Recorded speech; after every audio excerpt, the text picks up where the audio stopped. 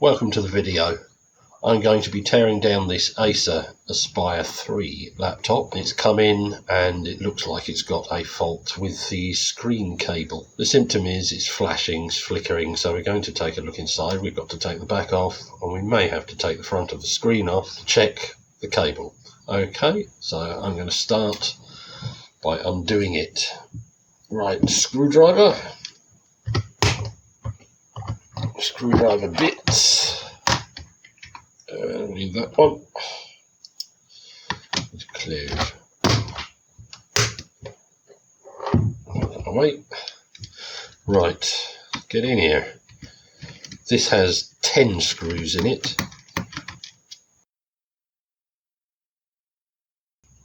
All the screws in this are the same size. Looks like there's only 3 more left.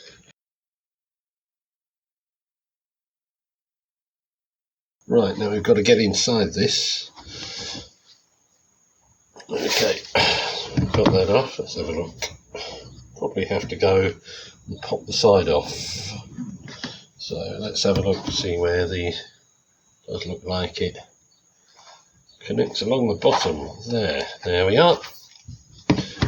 Right, so we need a little tool to get this off.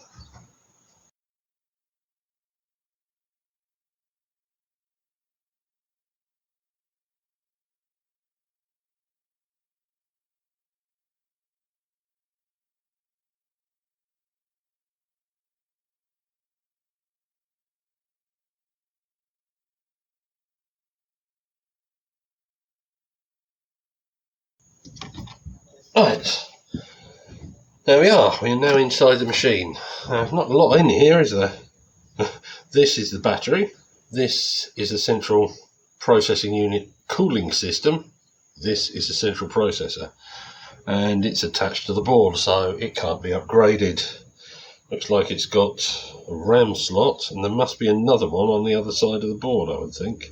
This is the wireless. And we have to find the screen cable at the front of the machine. The screen cable is going to be at the back here somewhere. There it is. Don't think it's this end. It doesn't feel like it is. Although a bit of movement, not a lot. If I were to edge that out like so, you can have a look at our connectors. Well, that's part one. We've got it open, and I'm going to clean the connectors on this little piece here, and then we're going to flip the machine over and have a look to see if it's made any difference. So I'm going to clean the computer screen cable, but I don't think that's the problem after looking at the inside of this machine.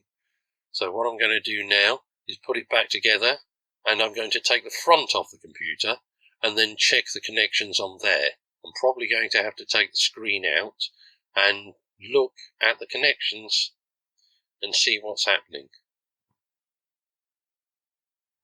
So it takes some time to get the screen out of the computer.